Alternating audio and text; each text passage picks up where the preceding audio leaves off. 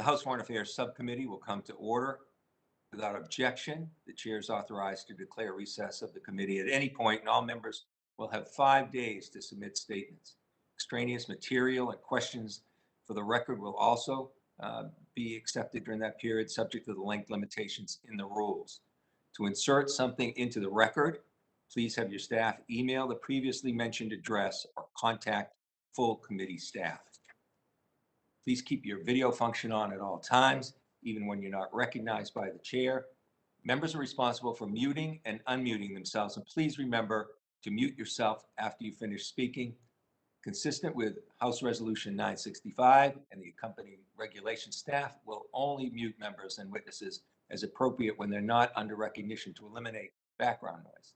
I see that we have a quorum, and I'll now recognize myself for an opening statement.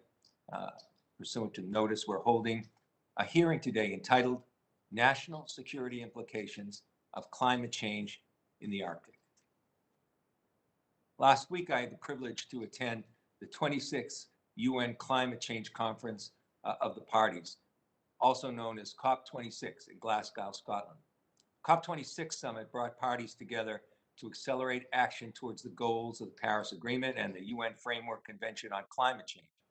After 2 weeks of intense, and they were intense, deliberations, diplomats from nearly 200 countries reached a final deal to work together to stave off the worst effects of climate change for current and future generations. I personally was encouraged to see member states join forces with civil society, companies, and youth on the front line of climate change to inspire climate action in all areas of the world.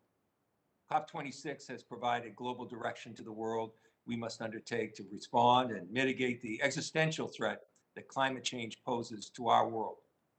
Now it's time to roll up our sleeves, get creative, and sometimes make tough decisions. And together, we must work to better understand some of the very real pressing national security challenges that global warming presents to strategically significant regions of the world. As such, we're here today to discuss the national security challenges that global warming is exacerbating in a region critically important to the U.S. and its Nordic partners, the Arctic. The United States is proud to be an Arctic nation alongside Canada, Denmark, Finland, Iceland, Norway, Sweden, and the Russian Federation. As a member of the Arctic Council, with economic, diplomatic, military, and environmental interest in the region, we bear a responsibility to mitigate the effects of climate change in the Arctic's lands, oceans, and most importantly, its peoples. For this reason, Ranking Member Fitzpatrick and I organized this hearing today to better understand the current state of the Arctic climate change and the implications on national security for not only the United States, but for our Nordic partners as well. The Arctic is categorized by distinctively polar conditions of climate, plant life, and animal life. It's a region rich in distinction for its cultural traditions and is a key component of the global economy. International interest in the Arctic and the subarctic regions has steadily increased during the 20th century for three major reasons. One, the advantages of the North Pole route as a shortcut between important centers of population. Secondly, the growing realization of economic potentialities such as minerals, especially petroleum, and forest resources, and grazing areas. And thirdly, the importance of the region in the study of global meteorology. Over the last 2 decades, Arctic surface air temperature has increased more than double the global average.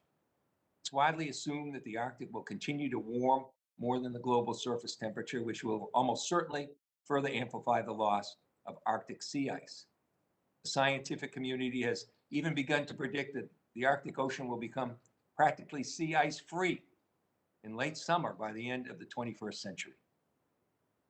As the climate changes, the Arctic and the communities that live there are experiencing increasingly catastrophic effects. Ongoing loss of Arctic sea ice has both local and remote impacts on the climate system, influencing the local surface energy budget as well as large-scale ocean and atmospheric circulation patterns and ecosystems.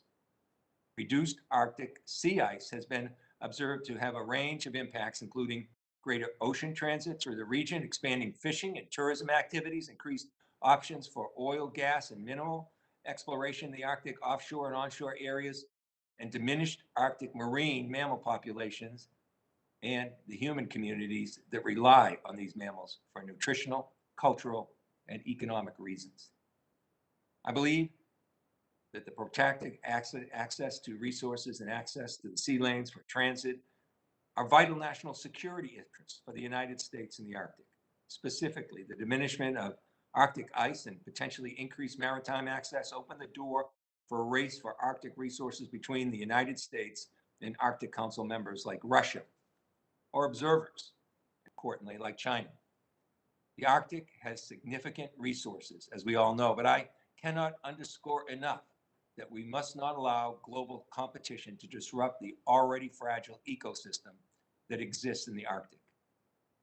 Instead, I believe we need to focus on three main areas to preserve prosperity and stability in the Arctic and continue our decades-long cooperation with our Nordic partners. One, we need a government-wide approach to the Arctic to make the Arctic a national priority. The United States needs to continue to strengthen its presence in the Arctic, both militarily and civilian.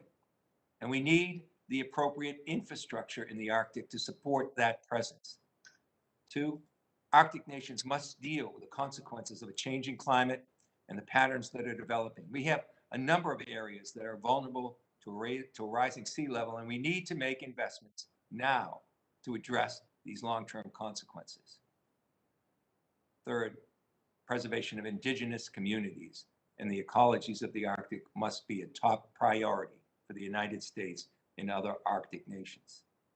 To elaborate on the many issues facing the Arctic and to offer their unique perspective, we've invited 4 expert witnesses to explain the national security, environmental, and societal impacts that global warming poses to the Arctic. I welcome and thank Admiral Paul Zukunft, former Commandant of the U.S. Coast Guard, Dr. Susan Natali of the Woodwell Climate Research Center, a veterinary research institution in the congressional district that I represent, Dr. Dalee, Sambo, Dorough of the Inuit Circumpolar Council, and Mr. Luke Coffey from the Heritage Foundation for being here today.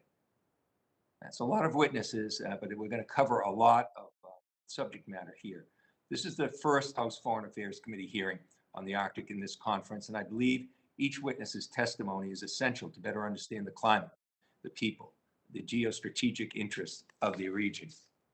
With that, I welcome an honest assessment where we need to go in our pursuit of a comprehensive Arctic strategy from our expert witnesses. And I want to thank them for being here, realizing that some of them are working out of a different time zone. And it was a little more personally difficult in that regard.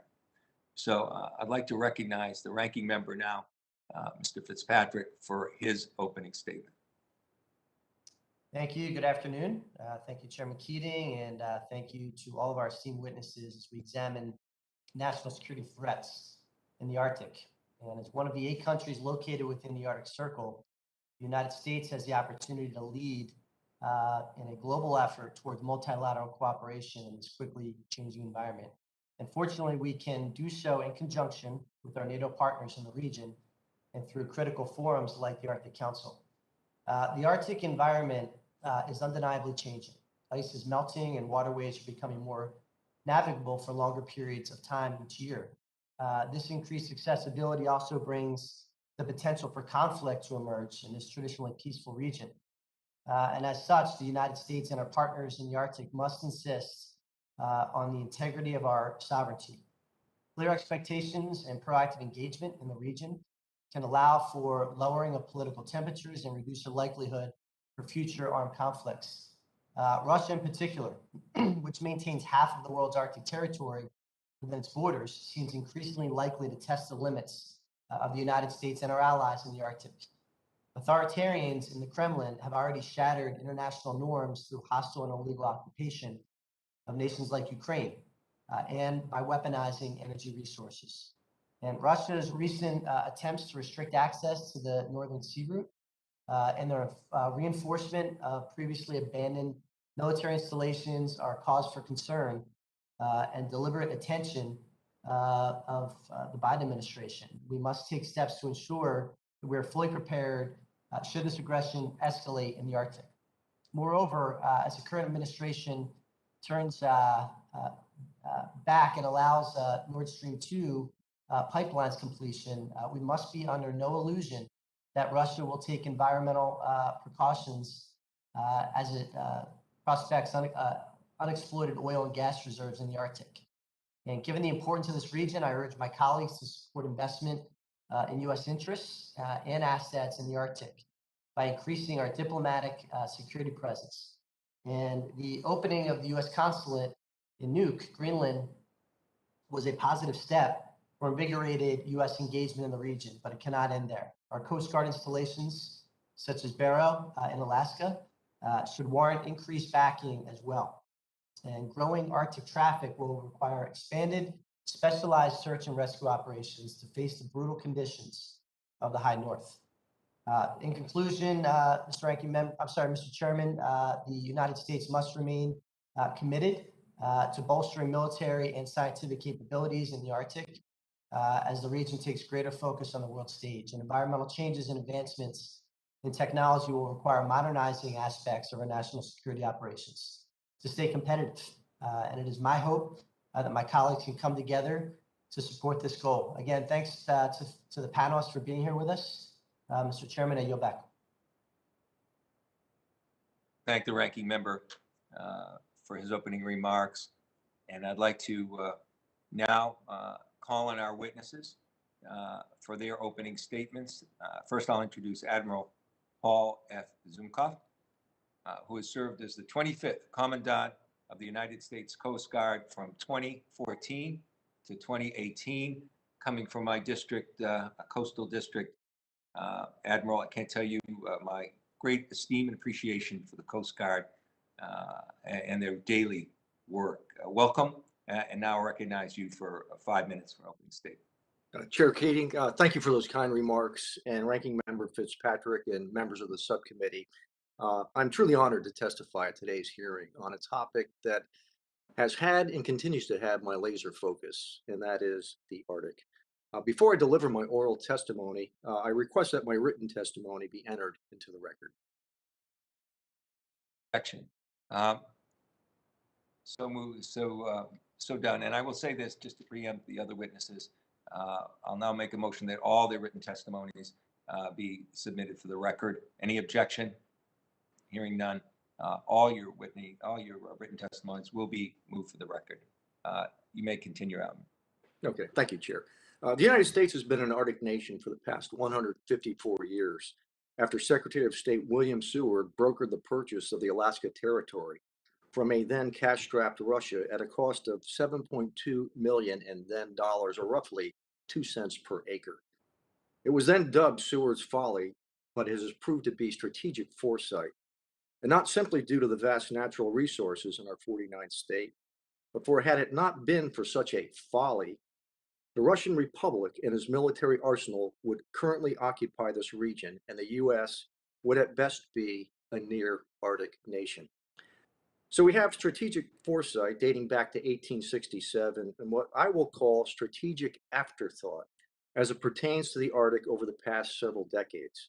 We have a presidential policy directive, strategy, and memorandum released by the 3 previous administrations, respectively. But each of those were released at the trailing edge of those administrations and failed to carry the full weight from one administration to the next. And I will come back to that in my closing. Over the past half century, as the chair has mentioned, the Arctic has warmed at nearly twice the rate than the rest of the planet. I witnessed this firsthand when in 2017, I visited the Jakobshavn Glacier in Greenland that is moving at an accelerated pace into the North Atlantic Ocean. When I asked the Inuit elders in Ilulissat what I was witnessing, their response in 2 words was climate change. Just as profound, sea ice is in retreat across the Arctic Ocean, and great power competition is rapidly filling that void, particularly Russia. Russia operates a fleet of icebreakers that is 9 times that of the United States yet it has a GDP that is nearly 1/10 of that of the United States. Natural islands are being militarized. Ice-breaking corvettes with a cruise missile package that can range the northern tier of the United States and beyond are being delivered, and its extraterritorial claims extend up to the North Pole. And then there's the Northern Sea Route, an international strait under the Law of the Sea Convention that connects the Asian and European markets while trimming 1/3 of the transit time by bypassing the Suez Canal for commercial shipping during the ice-free season. But Russia not only treats the Northern Sea Route as its internal waters, but has imposed draconian measures for any vessel, to include military ships and, yes, U.S. ships, to request permission to enter and procure the services of a Russian icebreaker and ship pilot before transiting the Northern Sea Route. Meanwhile, China deems itself a near Arctic nation, although its northernmost extreme is some 900 miles south of the Arctic Circle. China has invested heavily in Russia's LNG facility on the Yamal Peninsula and in the economies of Greenland and Iceland. China gained observer status on the Arctic Council in 2013 and recently delivered its second icebreaker with aspirations of launching a nuclear icebreaker to advance its Belt and Road Initiative in the Arctic. While I am pleased to see the U.S. Coast Guard has full funding for 2 heavy polar security cutters, it is clearly 2 decades behind in the acquisition and delivery schedule. I must emphasize that the Coast Guard's program of record requires 3 heavy, 3 medium polar security cutters. Our nation's only heavy icebreaker, Polar Star, has been in service for over 45 years now, while serving in the harshest environments on the face of the planet. The U.S. lacks a deep water port in the Arctic that compromises sustained at-sea operations in that domain, while bandwidth and maritime domain awareness above 70 degrees north are woefully inadequate. While I served as Commandant of the Coast Guard, I was fortunate to establish an Arctic Coast Guard Forum in 2016, comprised of the Coast Guards from the 8-member Arctic Council nations that have been conducting combined exercises in the Arctic ever since. And where the U.S. lacks strength in numbers in the Arctic, there is strength in our alliances. 5 of the 8 Arctic Council nations are members of NATO, while Finland and Sweden are key contributors to NATO-led operations. Collectively, our alliances have an aggregate fleet of 35 icebreakers, to include Norway's Svalbard-class icebreaking patrol vessels, to reduce the numbers gap with Russia. I close by stating that this administration has an opportunity to synthesize the Arctic initiatives of the 3 previous administrations, where there is a commonality across all 3 of those administrations, so that this Arctic roadmap can gain momentum now. The reactivation of the Arctic Executive Steering Committee this past September is clearly a step in the right direction. Finally, on the matter of maritime governance, the U.S. is not positioned to govern diplomatically in this realm until such time it ratifies the Law of the Sea Convention. Chair, I thank you for this opportunity to testify, and I look forward to your insights and questions. Thank you. Well, thank you, Admiral, and thank you for that sobering testimony, and look forward to some questions. Second witness I'd like to introduce is Dr. Susan M. Natali. She's the Arctic Program Director at the Woodwell Climate Research Center in Woods Hole, Massachusetts. And it's interesting, just a few miles from where I live. It's interesting, too, that it wasn't too long ago that we saw the Armstrong, the ice-breaking vessel from NSI, as an asset set launch through there. And they're dealing directly on land with Woods Hole. So I look forward to your testimony. Now recognize Dr. Susan Natali.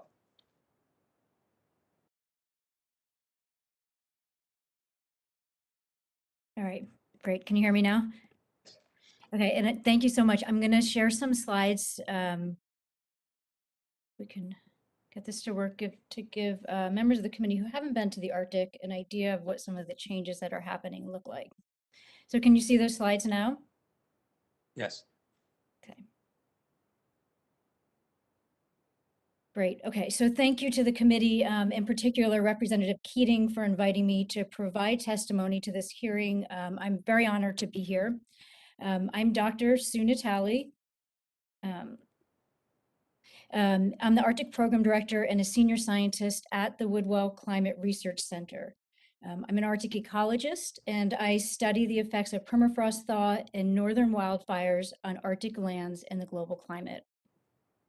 So Woodwell Climate Research Center is a nonprofit organization. We're based in Falmouth, Massachusetts, made up of researchers who work with partners worldwide to understand and combat climate change. So while the world has already warmed 1.1 degrees Celsius on average above pre-industrial levels, the Arctic is warming more than 2 times faster than this global average.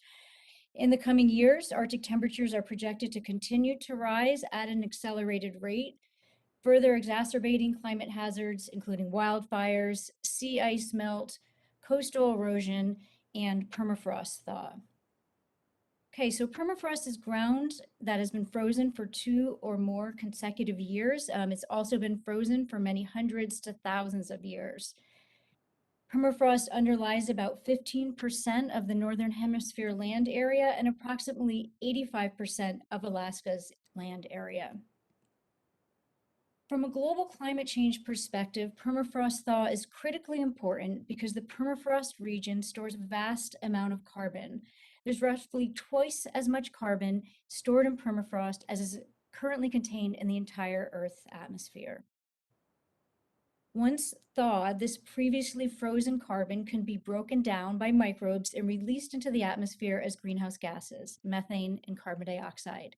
The release of greenhouse gases from thawing permafrost can accelerate climate warming, leading to additional thaw.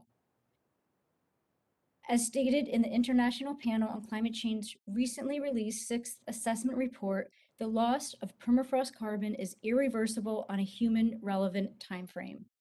The report projected that between 3 and 41 billion tons of carbon dioxide will be released by thawing permafrost per each 1 degree Celsius of warming by 2100.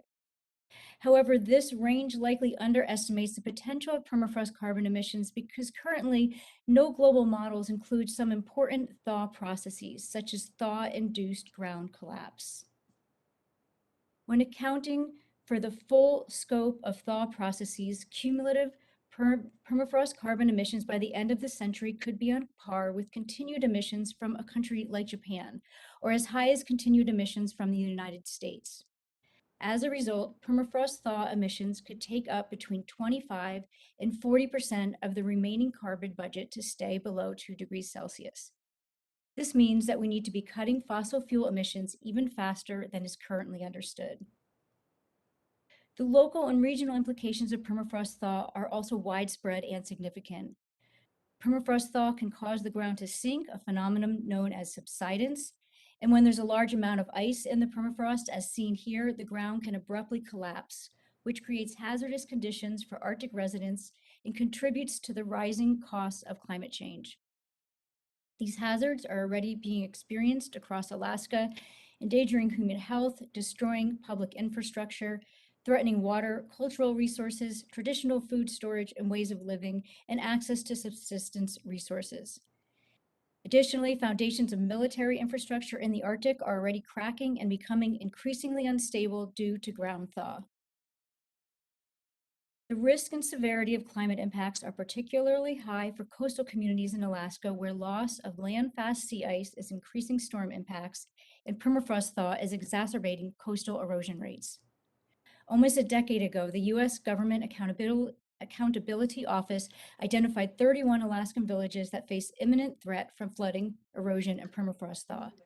At the time of the report, 12 villages were seeking relocation options. However, none of these villages have yet fully relocated, in large part because of a lack of a governance framework to facilitate relocation efforts. We're working with our partners in some of these communities to monitor the catastrophic and combined effects of permafrost thaw, flooding, and erosion, known as USTEC, to support climate adaptation planning. Permafrost thaw is already occurring in Alaska and across the Arctic.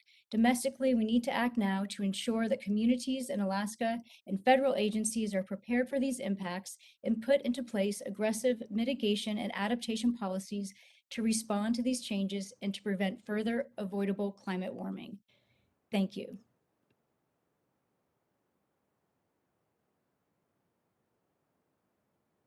Thank you very much, Doctor. And I appreciate that. I'll have some questions for you as we go forward. Dr.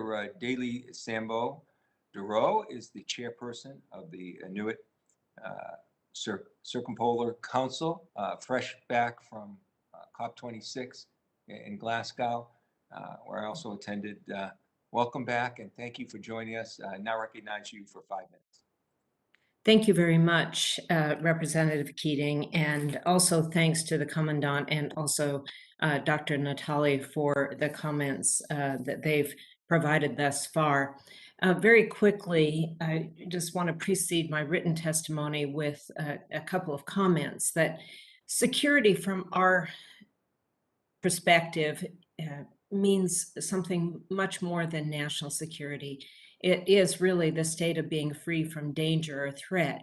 But as you've already heard, we're facing dangers and threats presently to our cultural security, our environmental security, our economic security, our food security, or essentially our overall security. It's not lost on any observer that Arctic matters have emerged in the way of high politics, and therefore it's crucial for the international norms, rules, and responsibilities that have emerged by nation states, that these remain at the core of our understanding of Arctic relations. So again, I'm very pleased to make some comments on behalf of the Inuit Circumpolar Council. We represent approximately 180,000 Inuit across Inuit Nunat, our traditional territories. And our traditional territories cover nearly half of the Arctic region throughout Chukotka, Alaska, Canada, and Greenland. The Arctic is our homeland. Over thousands of years, we've nurtured reciprocal, symbiotic, and respectful relationships between our peoples and the Arctic environment. And we have transferred our knowledge through countless generations. Our cultural identities, values, spirituality, livelihoods, and overall mental and physical wellness are tied to our total environment, of which we are an intimate part. Climate change is a primary concern.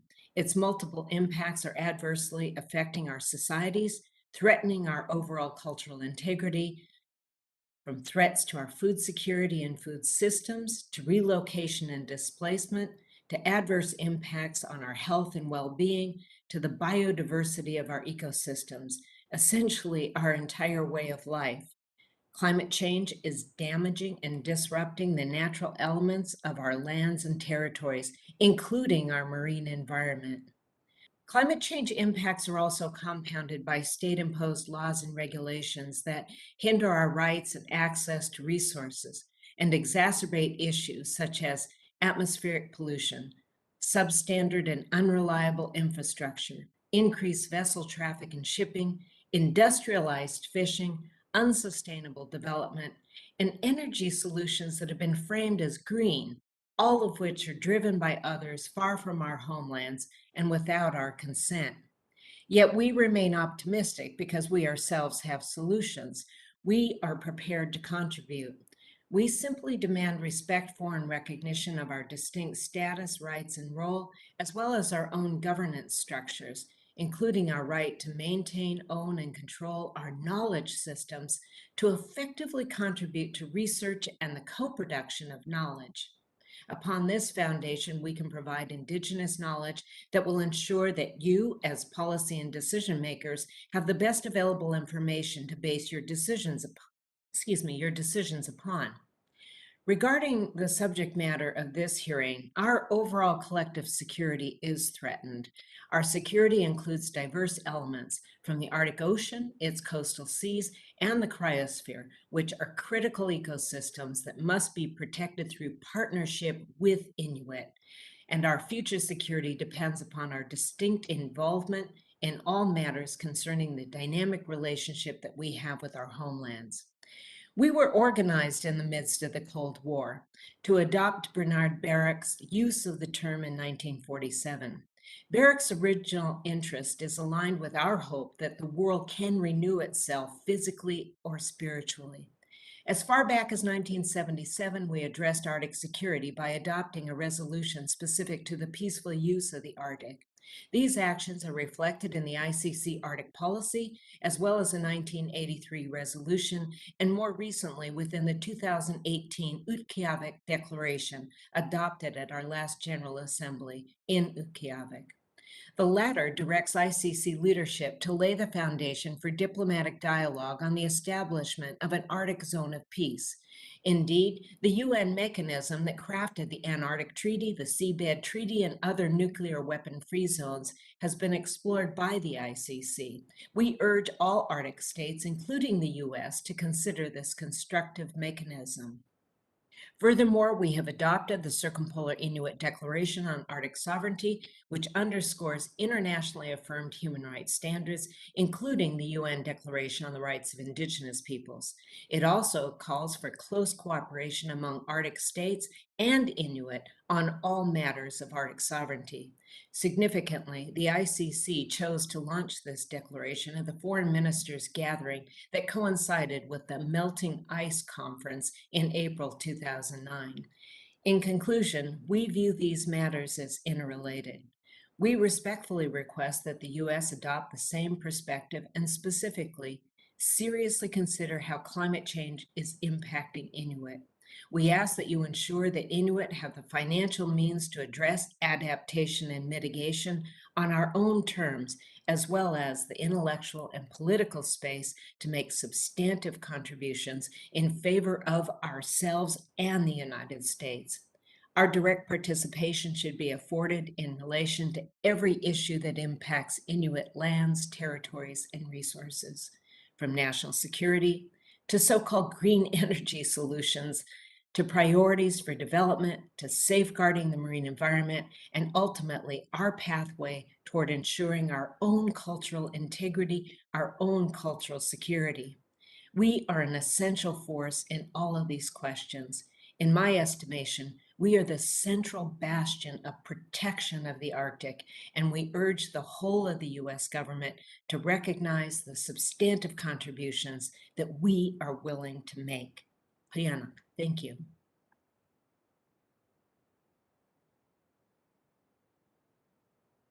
Thank you very much, Doctor, and thank you for all your work in this regard. Next witness is Mr. Luke Coffey. He's the director of the Douglas and Sarah Allison Center for Foreign Policy at the Heritage Foundation. You're now recognized for 5 minutes. Thank you, Chairman Keating, Ranking Member Fitzpatrick, and distinguished members of the committee. I am honored to speak before this esteemed committee today about Arctic security issues. As was already pointed out, the U.S. became an Arctic power on October 18, 1867, and with a stroke of a pen, the then Secretary of State William Seward ended Russian influence in North America and gave the United States direct access to the Northern Pacific and Arctic Oceans. In his retirement, Seward was asked what his greatest achievement was, and he said, "The purchase of Alaska. It'll take another generation to find it out." Melting ice has led to an increase in scientific, commercial, tourist, and energy exploration activity in the region. This in itself has led to a growing military presence in the Arctic, but not because there's a threat of war, but because many of the capabilities needed in the region, such as search and rescue, are more immediately, and at least for now, more effectively provided by militaries and coast guards. Mr. Chairman, today the U.S. has 4 primary security interests in the Arctic when it comes to national security. Firstly, ensuring the territorial defense of the United States. In this sense, Canada, our northern neighbor, is vital. Relations with Iceland and Greenland are also important in this context. Secondly, enforcing U.S. sovereignty in the region. In the Arctic, sovereignty equals security and stability. Respecting the sovereignty of others while maintaining the ability to enforce one's own sovereignty ensures that the chances of armed conflict in the region remain low. Thirdly, meeting treaty obligations in the Arctic through NATO. 5 of the world's 8 Arctic countries belong to NATO, but the alliance has no agreed policy on the region. Finally, ensuring the free flow of shipping and other economic activities in the region. Mr. Chairman, while the military threat in the Arctic remains low, U.S. policymakers cannot ignore Russia or China's role there. Both directly impact America's ability to meet its security interests. Russia's recent actions to bolster its military presence in the Arctic is concerning. Russia now has at least 34 military installations in or near the Arctic. It is optimizing those facilities for cold weather warfare, and it has expanded the variety and sophistication of the capabilities deployed to the region. And it is also increasing the range and tempo of the often very aggressive nature of its air and sea patrols in the Arctic region. There's also an economic aspect of Russia's activities in the Arctic. The Northern Sea Route, which runs along Russia's northern coast connecting European with Asian markets, is often touted as a possible alternative and even a rival to the Suez Canal. However, some perspective is needed. Last year, only 32 million tons of goods were shipped along the route, compared to the 1.2 billion tons that transited the Suez Canal.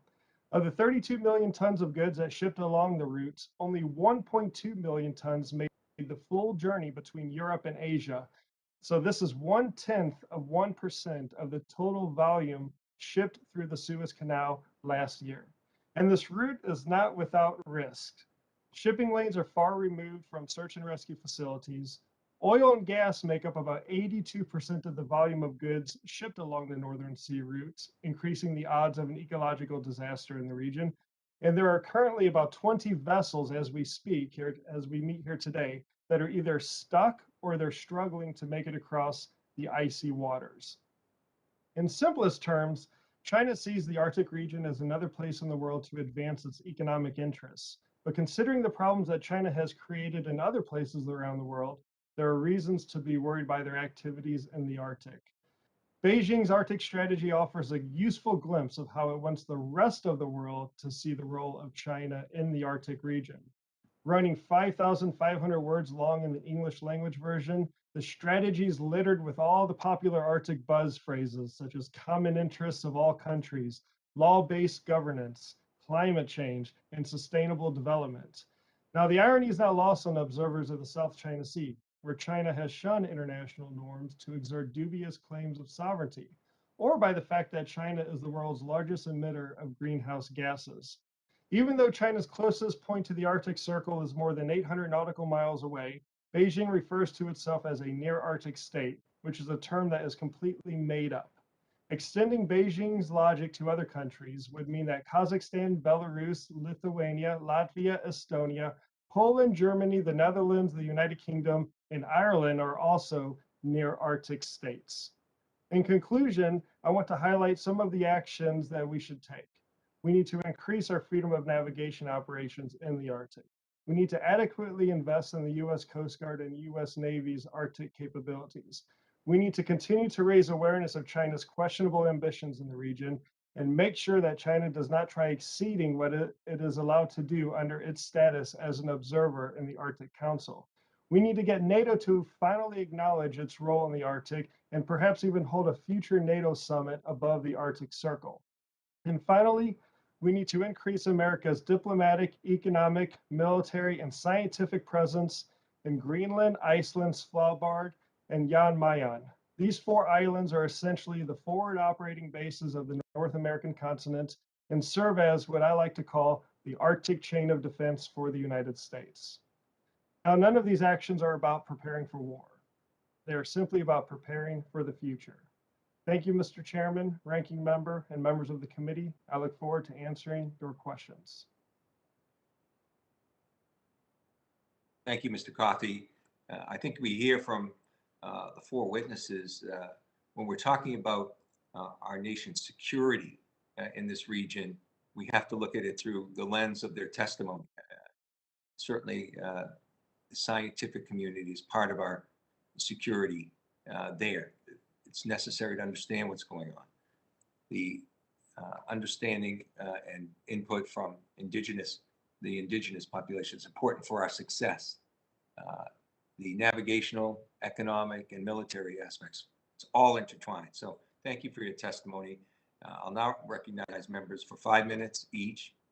And pursuant to the House rules, all time yielded is for the purposes of questioning the witnesses. Because of the virtual format of the hearing, I'll recognize members by committee seniority, alternating between Democrats and Republicans. If you miss your turn, please let our staff know and we'll circle back to you. If you seek recognition, you must unmute your microphone and address the chair verbally. I'll now recognize myself for 5 minutes. I think I'll start with Admiral Zukunft, because you laid out very clearly the strategic afterthought posture that the U.S. has had. And one of the reasons for having this hearing early in this administration is to try and see if we can accelerate the interest and involvement in the Arctic area on all the fronts we've discussed, because that's something that's critical to our economic and security interests. Now, a national intelligence estimate by the National Intelligence Council on climate change and international responses that show the increasing challenges to the U.S. national security was released just in October of 21. And it states the Arctic and the non-Arctic states almost certainly will increase their competitions in the area by 2040. And it says it's largely economic, but the risk of miscalculation, even modestly, could be great. So, Admiral, I'd like to, you laid out the situation. Can you spend some more and give us more insight, some more time and give us more insight on the risk of miscalculating just how these involvements impact our security in all the ways we mentioned? Thank you, Chair. And I would just categorize that our presence in the Arctic is late to the game. Russia has de facto established itself as a regional hegemon. And we're hearing the same rhetoric coming out of Moscow as well, almost thumbing their nose at any effort we make. To its credit, and to follow up on the testimony by Mr. Coffey, there was a large NATO exercise on the Greenland, Iceland side of the Arctic in 2019. We're waking up, but we're a little bit late to that wake-up call. The United States cannot influence this region unilaterally. We've got to do so through our trusted partners. At the same time, we can't treat everything as an adversary in the Arctic. Economically is going to be a key driver in this region. And bad things can happen, search and rescue, which is why I established an Arctic Coast Guard forum. We have the Arctic Council that puts out binding agreements, but no teeth behind it. So the Coast Guards are filling that vacuum to address marine environmental protection, Indigenous tribes, and as well as search and rescue in the region. So at least it builds some trust and confidence building measures, especially when we add Russia to that mix. But we need to invest in this region, which is why we need a strategy at the onset and a strategy that isn't just a skeleton, but we can put flesh on those bones as well. Good, thank you. I just wanted to jump into an issue that was a curiosity to me. In Russia, those massive fires that occurred in Siberia and through the areas, the magnitude is unbelievable. I'd like to, ask our panel, particularly probably Dr. Natali, how much do we know, how much scientific research into the magnitude of the permafrost effect there and those fires, how much have we been able to analyze given so much of it occurred in Russia? Yeah, thank you for that question. So we can get information using satellites on fire extent and also emissions. And we also do have scientific collaborations with many Russian scientists. So there's certainly one of the challenges of doing scientific reason in the Arctic is that it comprises multiple nations, and data sharing is certainly a challenge. But there's also lots of uncertainties because when we think about, changes in Arctic lands, permafrost is below the ground. You cannot often see that with satellites unless there's some pretty substantial ground collapse. And by that point, the impacts have already happened. And also greenhouse gas emissions from the Arctic. We don't have the capacity satellites to view this across the Arctic via satellites. And so the Arctic is a pretty vast place. It's not accessible. Could you share with us too the magnitude of this? I think it's something that escaped a lot of people's attention, but the magnitude of those fires in Russia. Yeah, I mean, those fires, there were in the United States, there's lots of conversations about fires that are burning out west, and this is orders of magnitude higher emissions that are happening in these fires in Russia. And the reason that there's so much carbon greenhouse gases coming out of these fires, not just the area of the fires, is because when in the Arctic, because there's so much carbon below ground, it doesn't just burn the vegetation and the trees above ground, it actually burns the soil. And one of the things that's happening in the Arctic, because the ground isn't refreezing, these fires are continuing to last through the winter. So you're having fires from one year are causing more fires in the following year because they can smolder below ground, just slowly burning this carbon that's below the soils. And honestly, when we think about the carbon emissions that are coming as a result of permafrost, as a result of these wildfires, and what we can expect in the future, I would say the scientific numbers were, I would say, very likely underestimating. So when thinking about risk, personally, I would lead towards the high end of some of these ranges because these processes currently are not incorporated into our models, into our full scientific understanding. Great, thank you so much. My time has expired for now. Chair recognizes Congressman Mast for 5 minutes.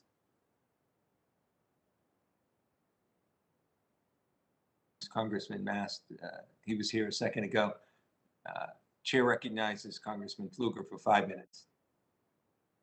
No, thank you, Mr. Chairman, and thank you to the witnesses for your contributions to this. I'd like to start off with Mr. Coffey talking about some of the resources that we see in the Arctic and some of the geopolitical challenges that we face right now with regards to control of Eastern Europe. And you can start in the Baltics and run all the way down through the countries that border Russia, and you can go all the way into the Balkans and see the number of countries that are in some ways being held hostage to energy that is produced by Russia, and to the terms and conditions with which you have to sign up to use that energy. So, Mr. Coffey, can you kind of talk to us a little bit about the resources that are in the Arctic, and how those can be used to diversify energy security for our European partners and allies, and how that may also contribute to stabilizing what we know as a competition, and maybe that's a generous word, but with Russia. So I'll yield to you for a second. Thank you. That's a very important question.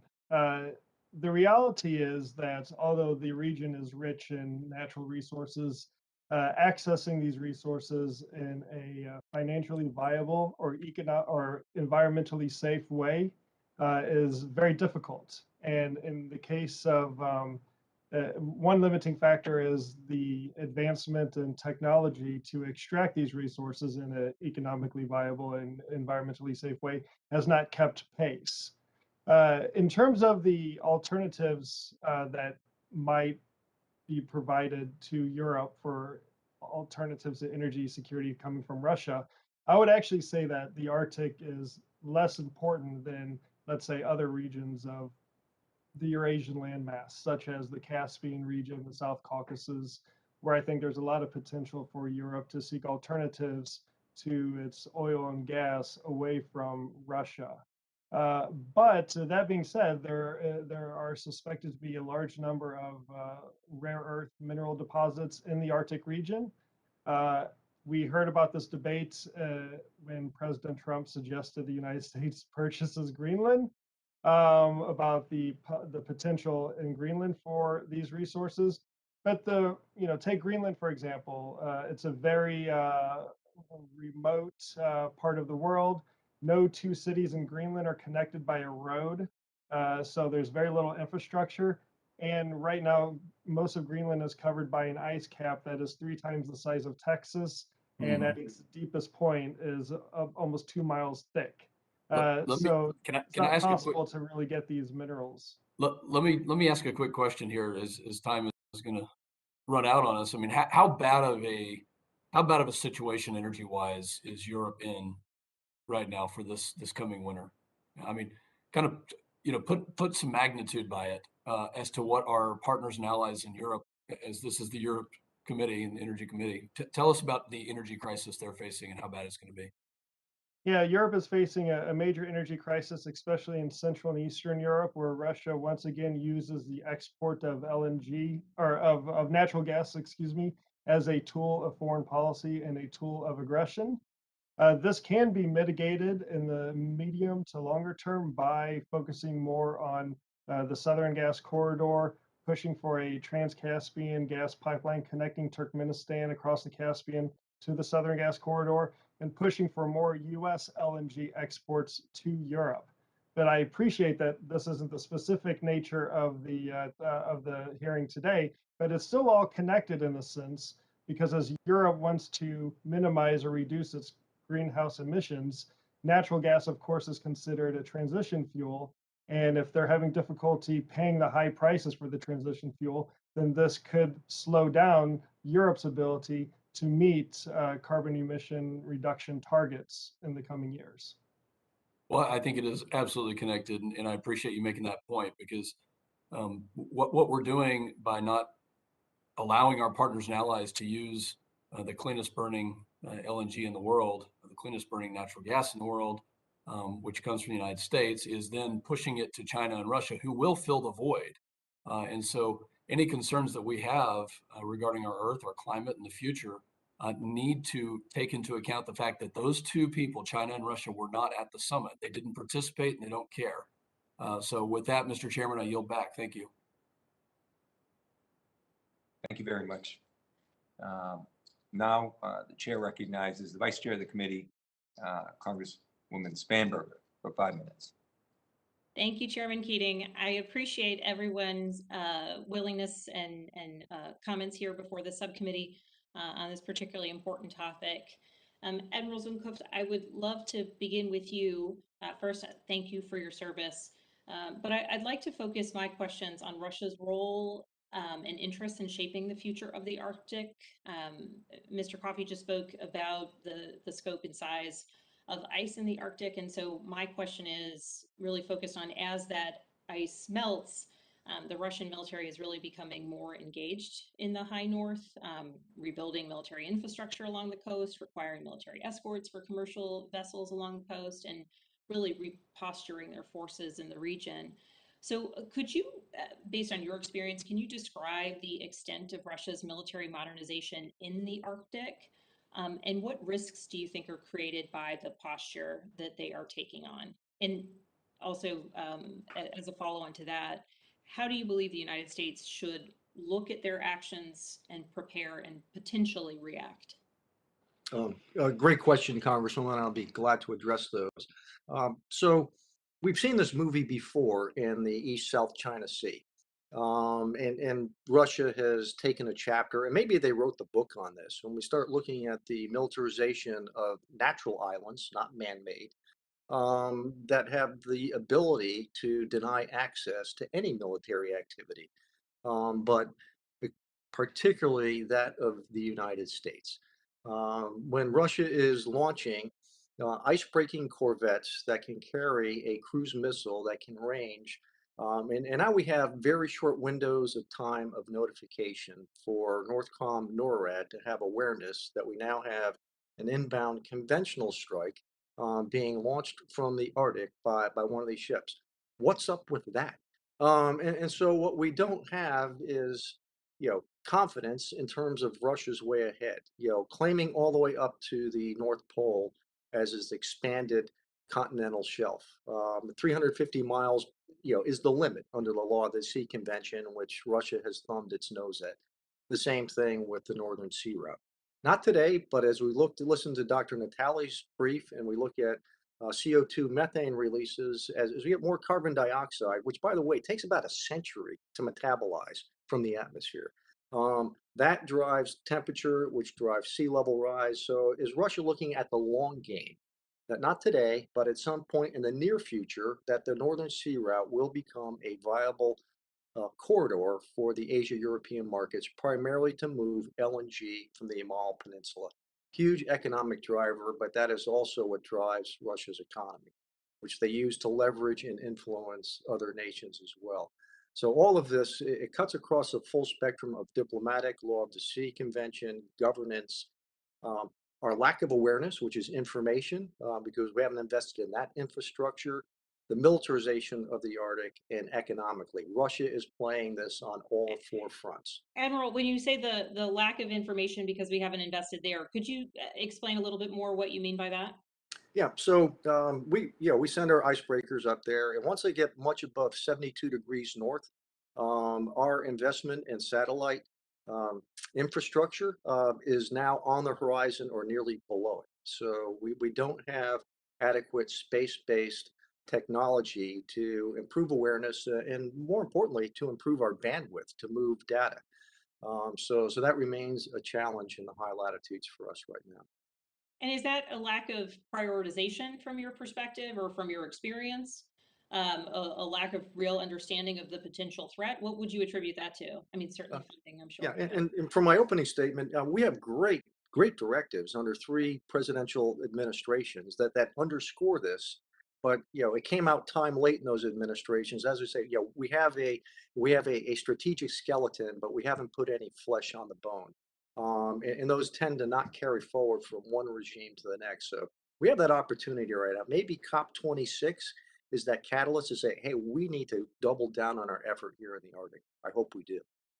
Well, and I see Dr. Dorough shaking her head as well.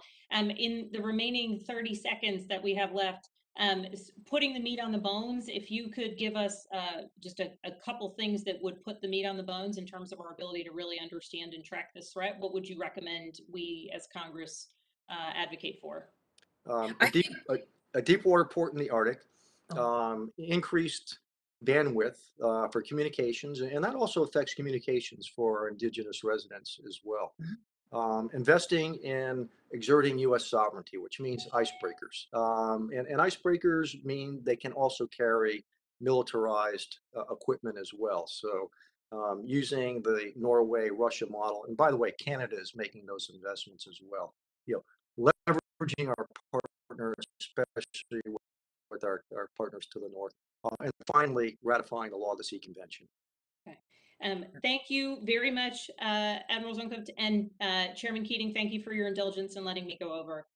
And thank you to our Thank you so much. As a matter of fact, if Dr. Dorough could do this quickly, you had attempted to answer that as well. Could you do that in 30 seconds? Is that possible? Yes, I think so. It's fairly clear, and I think the Commandant and others have said this, that infrastructure is one of the key elements here. It's a key element for research. It's a key element in terms of energy. It's a key element in terms of security, as well as a key element for the impacts of climate change upon our communities. And I think this shouldn't be underestimated. And the Commandant is right. We are late to the wake-up call as far as the United States is concerned. Our communities are already facing and living with substandard infrastructure. The final comment I want to make is the reference to the norms, the rules, and responsibilities under public international law. In terms of UNCLOS in particular, I think there are a whole host of issues that we have to be mindful of, especially against the backdrop of Russia's activity and the interests of China. These two are constantly scanning the globe for their energy security, their food security, their national security. What about our security? Thank you. Chair recognizes Congressman Peter Meyer for 5 minutes. Thank you, Mr. Chairman, and thank you to our speakers who are here today on this important issue. I had the opportunity to visit Franz Josef Land and Svalbard on the Arctic Circle a couple of decades ago, and it was clear then that we had not a significant American military interest or presence, and just how far that needle has shifted with the icebreaker gap that we have, that especially Admiral, you've spoken to, and Mr. Coffey as well. It's been very clear. And the recent, relatively recent, but ramping up of use of Novaya Zemlya by the Russians for missile testing, shows that they are taking advantage of the fact that we have, cast our eye to, granted, incredibly important parts of the world, whether it's Asia Pacific or the CENTCOM AOR. At the same time, we can't afford to ignore what's going on. So I appreciate that we're A, having this hearing, but B, that there's been a commitment across administrations in order to try to address that icebreaker capability gap. I'm going to go to Mr. Coffey in a second. But Admiral, in your view, is there anything that we in Congress can be doing to try to expedite? Obviously, for the past, this administration and the past two administrations have also affirmed, our commitment to engaging in the Arctic. Is there anything left in Congress's court, or is this going to be flowing through executive policy and procurements on the DoD side and Coast Guard side that have already started to progress? Yeah, thank you, Congressman. And I'll talk, first of all, what we need to do domestically. And as we look at who was there, who was not there at COP26, we really need to double down our efforts, or what are we doing to adapt to a changing climate? As we heard from Dr. Dorough, we have 31 villages. I was out in Sheshmarif, which is literally washing into the sea. That is one of the 12 villages that's looking to relocate. Army Corps of Engineers sunk some money in there to build revetment. But first and foremost, we need to do the humanitarian thing for our First Nations that reside in the Arctic region.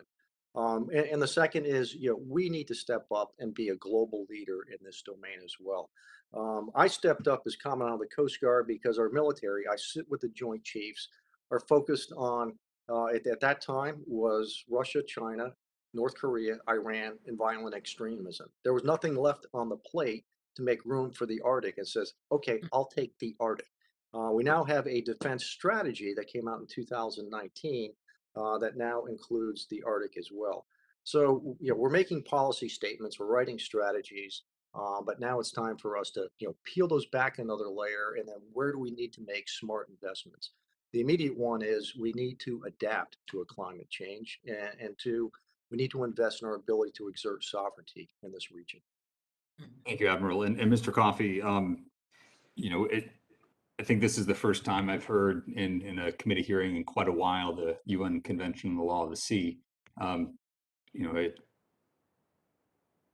I'd be curious to hear your thoughts on what the benefits of the U.S.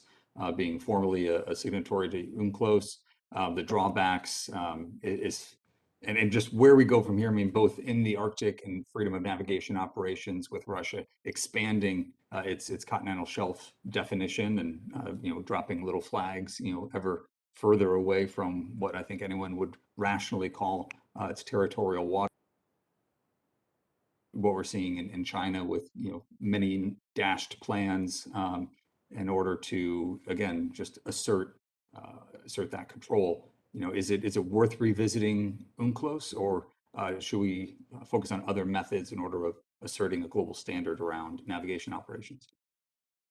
Well, in terms of the enforcement of global norms and laws when it comes to maritime operations, the U.S. Navy for many decades has set the standard on what is the norm in terms of maritime law. And also, in addition, many of the maritime boundary disputes that the United States had, we only have two maritime boundaries in the Arctic, one with Canada, one with Russia. So the one with Russia is a settled matter. The one with Canada is being worked out bilaterally. So in those two cases, the international norms and the boundary disputes, I do not see how U.S. ratification of the Law of the Sea Treaty would directly benefit the United States. And then on balance, you have this issue of encroachment on sovereignty, especially when it comes to the extraction of deep seabed minerals and the mechanism that is involved in sharing certain profits from the extraction of these minerals with landlocked countries around the world. There are many good questions that need to be answered about how this might impact the United States going forward, when we have no idea how many potentially trillions of dollars could be generated from this process and how much the United States and the U.S. taxpayer would be forced to share.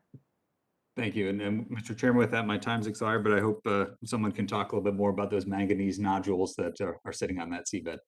Thank you, Thank sir. you, Representative. Chair now recognizes Representative Susan Wild for 5 minutes.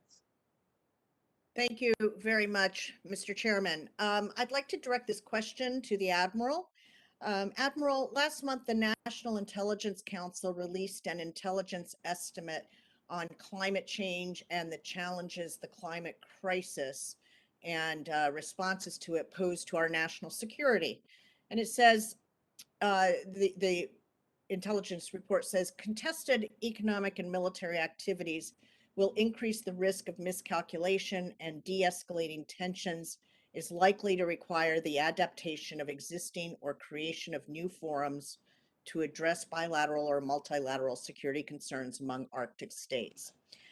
At the same time as we continue actively working to protect our security and economic interests in the Arctic, could you discuss what you view as the most effective pathways for long-term de-escalation of tensions? Thank you, Congressman. I'll first address the de-escalation component of that. In 2016, and this is while the United States chaired the Arctic Council, I worked with the White House and with State Department and was granted approval to invite Russia to Washington, D.C., my counterpart from the Russia Border Guard, which then led to the creation of an Arctic Coast Guard Forum. My counterpart from Russia literally gave me a bear hug. Because their concern are posture statements. We have an adversarial relationship with Russia, but not an enemy. And there's a distinction between the two. And we need to find areas where we can cooperate with one another. We do so on a regular basis with Russia on the maritime boundary line. Our 17th Coast Guard District in Juneau in real time shares information with Russia on incursions, and likewise, they do the same with us as well. So there's an opportunity. And the other one is NATO. There was a significant NATO exercise that was conducted where the U.S. played a huge role in this. I'm talking 250 aircraft, over 70,000 troops doing an exercise in the Arctic, which is ice-free. We're talking in the North Atlantic, not in the Chukchi, Barents Sea, in the North Pacific side. But that sends a signal to Russia. It's like, hey, we're paying attention. And we've gone through some fits and starts with our relationship with our NATO partners, but we have an opportunity right now to, hey, this is a focus area, and not just our NATO partners, but Finland and Sweden are significant players as well.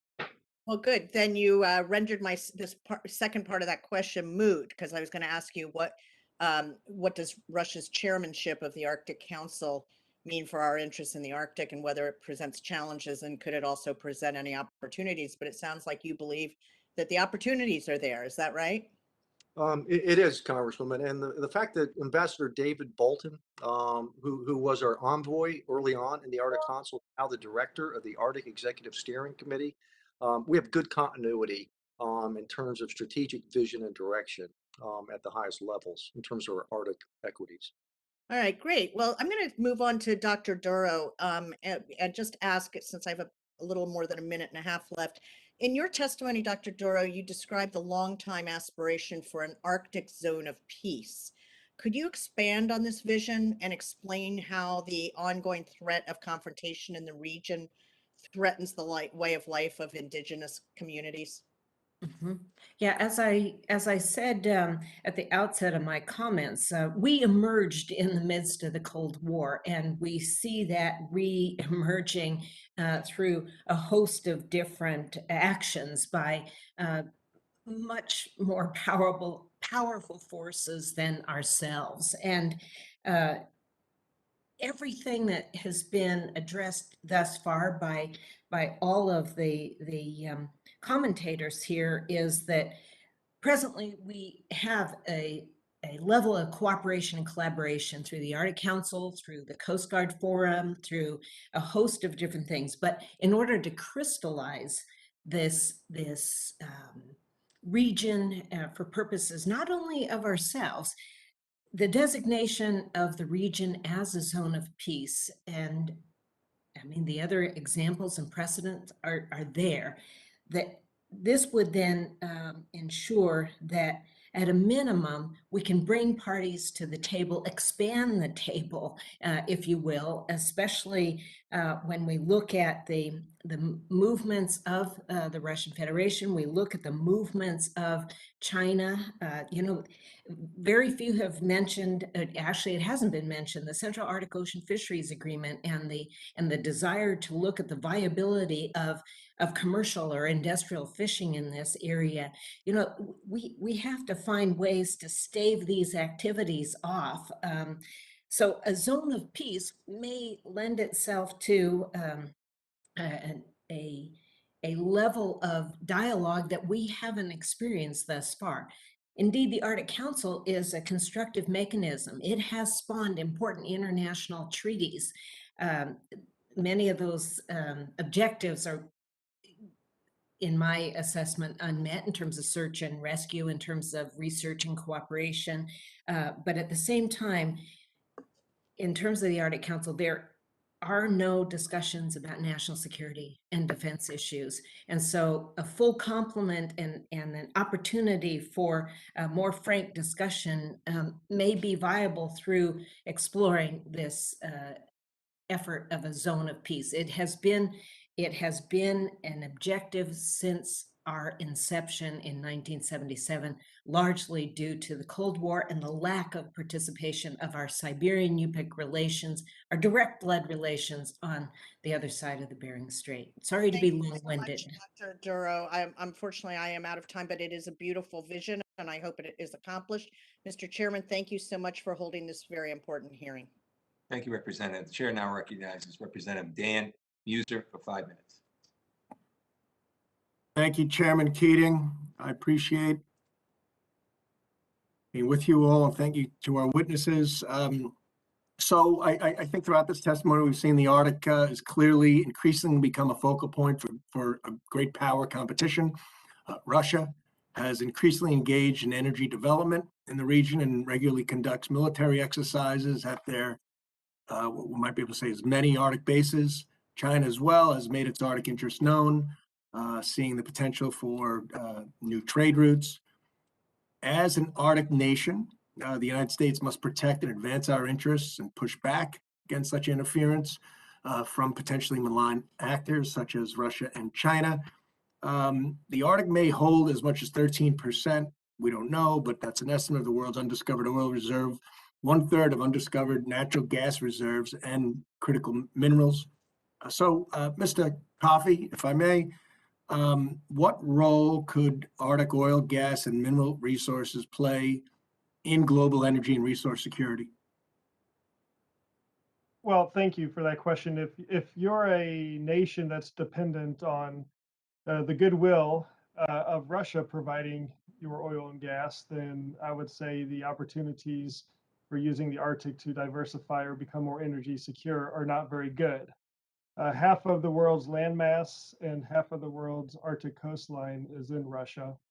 And Russia has not shown a willingness in any meaningful way to be a trustworthy partner when it comes to energy matters, especially for Europe. Right now, China is the main country that benefits from Russia's oil and gas facilities in the Arctic region.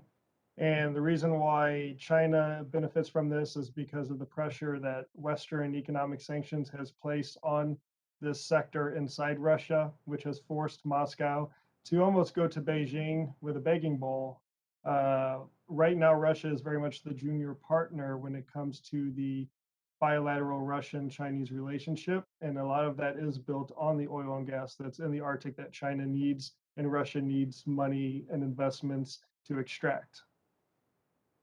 Mr. Coffey, who's in numerically, who's stronger, has got more knowledge and more of a footprint in the Arctic, China, Russia, or the United States? Without a doubt, Russia. China's main motivation in the Arctic is still one of economics and trade and energy. To the best of my knowledge, I do not believe that the PLAN, the People's Liberation Army Navy, has even operated in the Arctic Ocean. Certainly, civilian vessels, civilian scientific exploration vessels that could easily be dual-hatted have operated in the Arctic Ocean, but the Navy itself, I don't think has. Whereas Russia has spent a vast amount of money, time, and resources militarizing the Arctic region. And I just want to stress, as long as Russia does its militarization inside its own borders, that's Russia's prerogative. But it's when you look at Russia's activities in other places outside of its borders, such as Ukraine, Georgia, Syria, Belarus, for example, that gives you reason to be concerned by Russia's activities in the Arctic region. Certainly, we have to certainly anticipate that they will look after their interests, and the United States must look after ours and assure that their interests don't overcome our interests. So how would you assess then the state of U.S. readiness to enforce our interests in the Arctic and counter the increasingly, what might be able to say, brazen Russian actions? Well, we can't do it alone, as was already mentioned. We need to work with our partners and allies, especially in NATO. And we also need to make sure that we have adequately resourced maritime capabilities and air and ground capabilities designed and equipped to operate in the harsh environments of the Arctic region. Are we there yet? No, we're not. Are we seeing increases in funding to get us to where we need to be? I would say yes, we are, but it's going very slowly. And as it pertains to NATO specifically, right now the alliance is undergoing a strategic concept review, where it's going to publish next year a document that is meant to guide the alliance for the future threats that it might face. And this would be a good time for the alliance to finally recognize the Arctic region, because NATO has the responsibility to defend Svalbard in the same way it has the same responsibility to defend Sicily. All right. Are we, in your view, effectively managing with our NATO partners the interests of the NATO partners versus Russia and China? Or do we need a far better plan and need to be more aggressive carrying it out? And if you could limit that to 30 seconds, since time is over. I'm sorry, Chairman. I thought I had a minute left. Okay. No, go ahead. Go ahead. We need a better coordinated plan and more resources directed at the unique challenges that the Arctic region faces, for sure. All right, thank you. I yield back, Mr. Chairman. Thank you. Thank you, Representative. Chair now recognizes Representative Dana Titus for 5 minutes. Thank you, Mr. Chairman. It's been a very interesting hearing.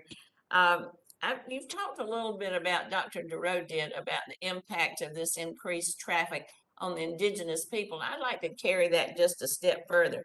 And it might seem mundane, but if we don't get ahead of it, it will become increasingly a problem. So to Dr. Dorough and Dr. Natali, as we see more people in the Arctic, whether they're on scientific expeditions, it's military training, shipping of business interests, and I would venture to say you're going to have increased tourism there too as it becomes more accessible. What are we doing? Who's responsible for? Do we have the infrastructure to be sure the place doesn't just get trashed like we've seen in parts of the world where suddenly everybody wants to go there? Mm-hmm. That's a really important question. Thank you very much. And before I get into any further details, I think this is the other element of UNCLOS that's significant. Many forget that UNCLOS isn't just about real estate. It is about numerous other chapters in terms of protection of the Arctic marine environment, for example. I think that the increased shipping, the increased vessel trafficking, including tourism and not just commodities in and out of the Arctic region, has numerous effects, diverse effects. Interruption of marine mammal habitat threatens our food security. I mean, if we look at the Bering Strait alone and walrus and the reliance upon walrus, never mind whaling, sealing, and a host of other harvesting activities. At the moment, we don't have the infrastructure necessary even to enforce the Polar Code. We welcomed the Polar Code, IMO's efforts to not only address issues of protection of the marine environment, but safety of life at sea. The infrastructure isn't there. Who's going to provide the infrastructure to ensure that there's safe discharge of gray water, for example? Hence my earlier comment about the lack of infrastructure. So this question is of central concern. I will note that fortunately, through efforts of the Coast Guard and their dialogue and consultation with communities that our communities that will be impacted by increased vessel traffic, identification of lanes. This exercise, I think, has to take place throughout the whole of the coastal areas that we as Inuit rely upon. So efforts across the whole of the Arctic should be taken to gain the input and the knowledge of our people as to safe passage, where there's less disruption.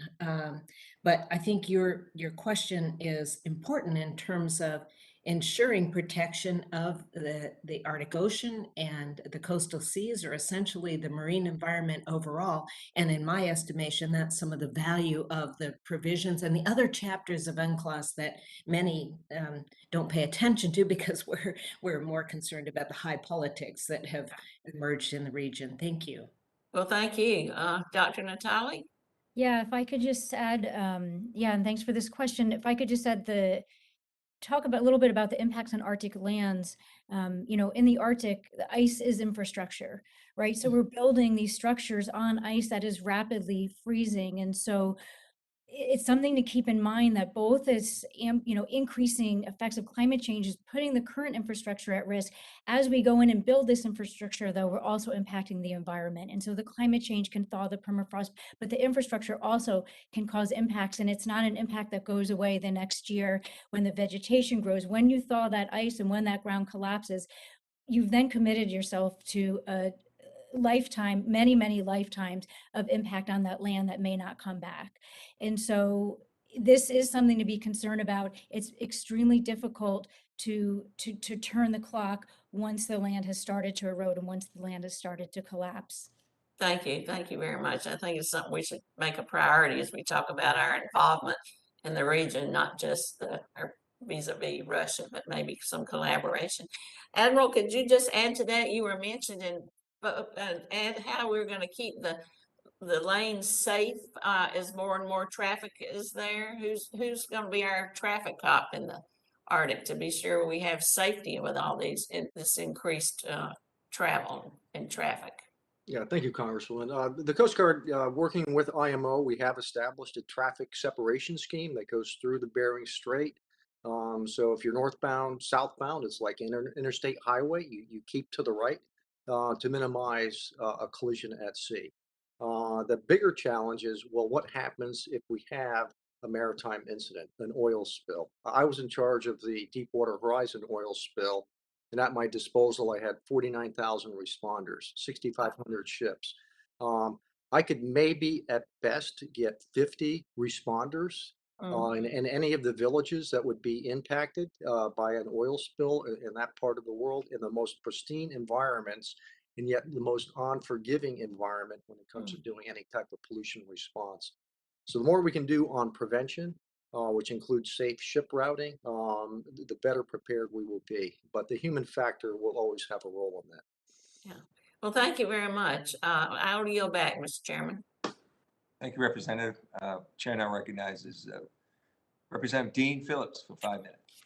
Thank you, Mr. Chairman. Greetings to our witnesses. I think we all agree that the topic of today's hearing is of critical importance. That was great.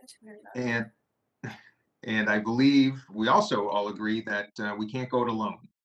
Arctic and non-Arctic actors are going to increase their provocative actions and activities, especially as the Arctic becomes more accessible because of warming temperatures and diminishing ice, something we've already covered today. So it's clearly more important than ever to find opportunities of common ground and cooperation and shared interests amongst our friends and even our foes. That is exactly why I introduced the Arctic Diplomacy Act of 2021 to establish a United States ambassador at large for Arctic affairs and increase U.S. strategic engagement in the region. I'm proud that the legislation has been included in the Eagle Act, which we of course passed out of committee, and that the Arctic diplomacy strategy from the bill was also included as an amendment to the recently House-passed NDAA. And of course, with Russia currently chairing the Council, the U.S. has to be mindful about our diplomatic presence. So first question to you, Mr. Coffey, how will having a senior department official with the rank of ambassador at the table be favorable to the United States and also to the free world? Well, it would be very welcome because it would put the United States at equal level in terms of diplomatic status with other Arctic nations around the world.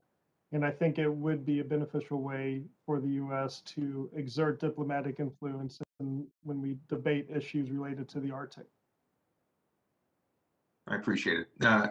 Admiral, to you, how can the DOS and DOD complement each other relative to priorities in the Arctic? Yeah, Congressman. Well, we're already doing that, and I think the platform we used was the Arctic Coast Guard Forum to build trust building measures, doing at-sea operations with the Coast Guards of all 8 Arctic Council nations. To your previous question, we need to revisit the Arctic Executive Steering Committee, which went into hiatus for a period of about 4 or 5 years. It was reactivated in September of 21. As I said earlier, chaired by career ambassador David Bolton, who has the bona fides that you alluded to in terms of ocean policy and Arctic awareness. And it was also our envoy when Russia last chaired the Arctic Council. So we have good continuity there. And so there may be an opportunity as we look at, do we have the right breadth and depth in the Arctic Executive Steering Committee so we don't create, competing frameworks with the focus area on the Arctic domain. I appreciate that too. And Mr. Coffey, any thoughts on that response?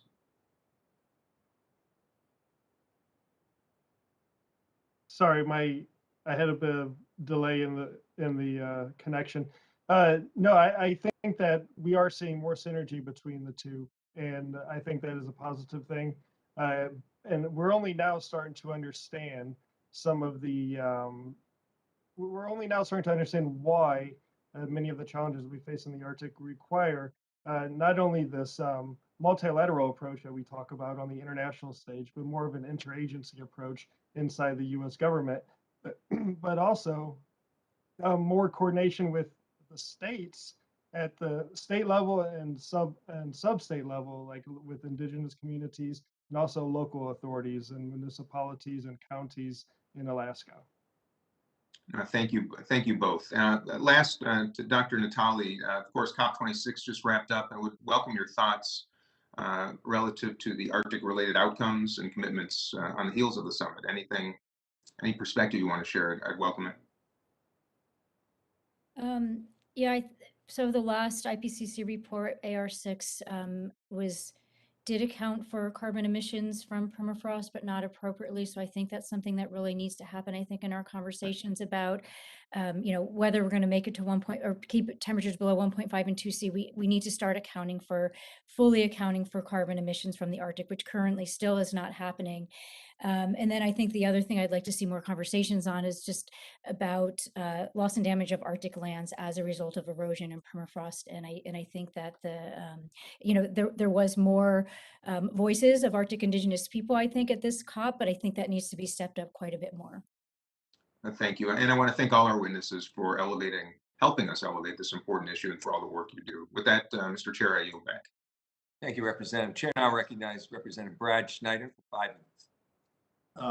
Thank you, Mr. Chairman, and I want to thank the committee for holding this important hearing. I want to thank the witnesses for making your time, sharing your perspectives and views on this important issue. As I've read the testimony last night, as I listened to the question and answers today, it seems like we're facing a lot of dichotomies, not just the dichotomy of freeze versus thaw, but you've got the issues of climate change leading to challenges in preserving a pristine wilderness versus utilizing the opportunities presented. You have challenges of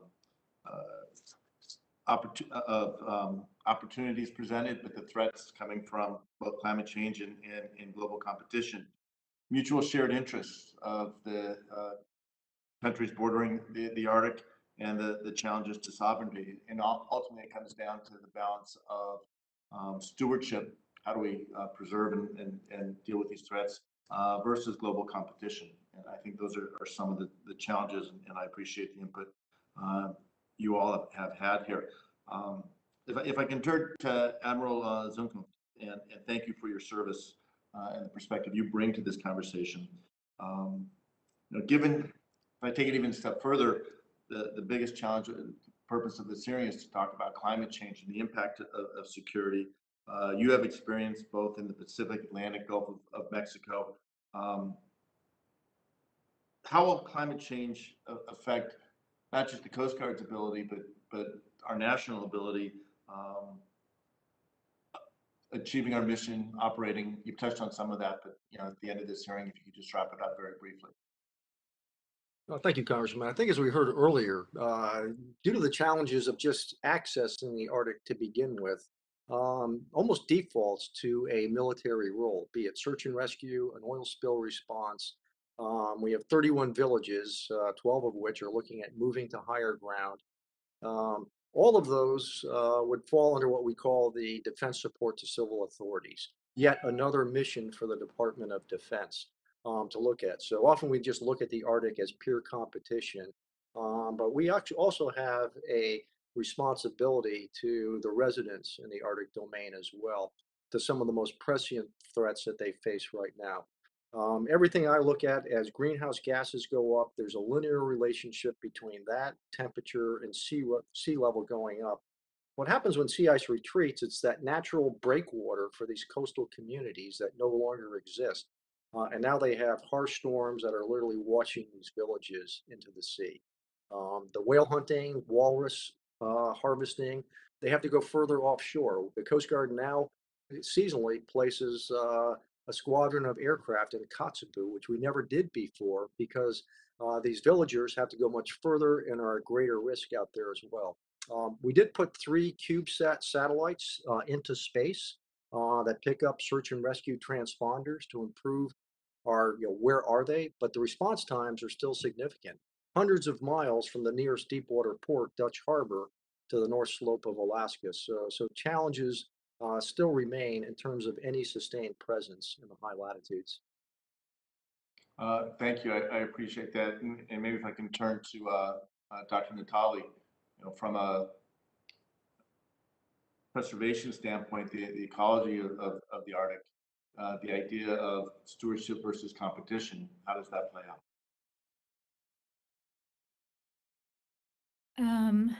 Yeah, I mean, I would prioritize stewardship. I feel like the long-term security risks are much higher, both in the Arctic and globally, if that's not prioritized.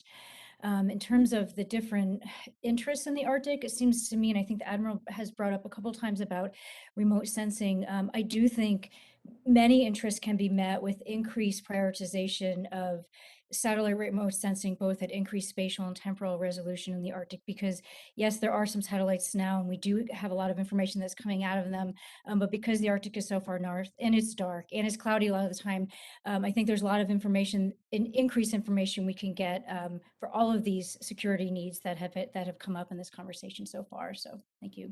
And in the last few seconds, Dr. Dorough, I mean, you represent the people living in this area. Would welcome your thoughts as well. Well, I think that there are a host of different perspectives. I just quickly wanted to point to some resources that may be helpful, and in particular, the Status of Tribes and Climate Change report that has recently come out. I think this is a useful resource that helps to quantify the impacts of climate change. I think bottom line,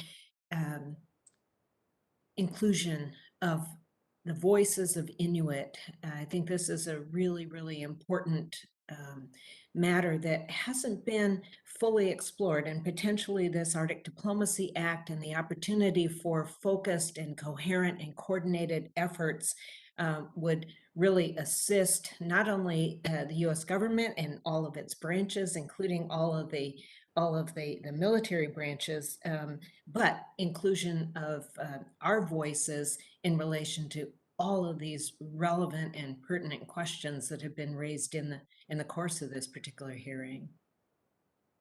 Well, thank you. And Mr. Coffey, I'm sorry out of time, but I yield back to the chairman. Thank you very much. Thank you, Representative. I just want to have one question in conclusion for a brief answer as a follow-up. And that's this, that particularly with Admiral Zukunft and with Mr. Coffey, from the security standpoint, the emphasis was the advantage the U.S. has in the Arctic is the strength of our allies. So I want to ask Dr. Natali, and I want to ask Dr. Dorough, what about the strength of our allies and our cooperation in dealing with the Indigenous community and the scientific community? Is that as strong as it has to be? Is that on a par with what we've discussed in terms of our security alliances? Is that kind of cooperation and information sharing and coordination there for those important communities? Just the two doctors, if we could. Mm-hmm. Yeah. I think that more could be done in a substantive way. For example, the Inuit Circumpolar Council has become an observer to the Intergovernmental Panel on Climate Change. We are shaping ways in which we can co-produce knowledge through our understanding of what we see and feel and hear on an everyday basis out there and on the sea ice and on the land. And I greatly appreciate Dr. Natali's reference to infrastructure and ice being infrastructure. This aligns with our perspectives, but I think that more could be done in order to recognize and respect our right of self-determination in research, meaning an embrace of Indigenous knowledge holders, an embrace of Indigenous knowledge generally. And we have presently a project to identify the ethical and equitable, fair and just engagement of Indigenous knowledge holders. And we look forward to sharing the outcomes of that particular project with all of those interested, not just in the United States, but indeed in a host of different intergovernmental fora across the globe. So we have much to contribute, including assessments and guidelines and protocols such as those emerging in this particular project. So more can be done. Great, thank you. Finally, Dr. Natali. Yeah, I think because the way scientific research is funded, there tends to be many individual projects, and there certainly is coordination amongst the scientific community. The Permafrost World, the Permafrost Carbon Network is one of them. But there's no strategic plan for addressing some of these issues. And there's no strategic plan for Western scientists and Indigenous scientists and knowledge holders to work together. So there's definitely examples of that happening. And there's definitely examples of collaboration with US and Russian scientists, say, but there's challenges, and there are challenges that individuals overcome. But I feel like there could be some more top-down support if this is a priority to make this happen. And I think we could advance the science and advance the protection of the Arctic and sort of sharing of knowledge of both Western and Indigenous knowledge if this was prioritized in some strategic way. Well, thank you so much. I suspected in those two areas that something perhaps in Congress we could try and encourage greater cooperation in those fields. It's clear from our security standpoint, as the Admiral said, and as Mr. Coffey said, we have a shockingly so, we have a lack of assets to deal with these issues.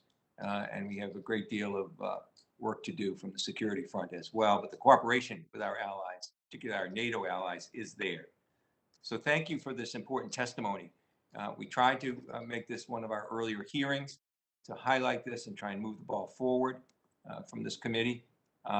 It's an extraordinarily demanding time for our colleagues. And I just want to make note of the fact and thank we had 11 congressional members participating in this subcommittee hearing at a time when we're all being pulled in all kinds of different directions. And I think that speaks to the importance that we're placing on Congress and in this committee on the Arctic and the strategic and environmental, when they all overlap. I failed to put them into, I fail miserably in trying to just categorize it, because I think our witnesses as a whole have demonstrated the comprehensive importance of this. So strategically, we have a long way to go. Thank you so much for your testimony. Thank the members of the committee for participating. The members will have 5 days to submit statements, extraneous materials, and questions for the record, subject to the length and limitations of the rules. Again, thank you so much. Thank you for bearing out the time zone differences, many of you, and thank you for your important testimony. And you're welcome to continue to communicate with the subcommittee on this important matter. With that, I would declare this hearing closed. Qoyana.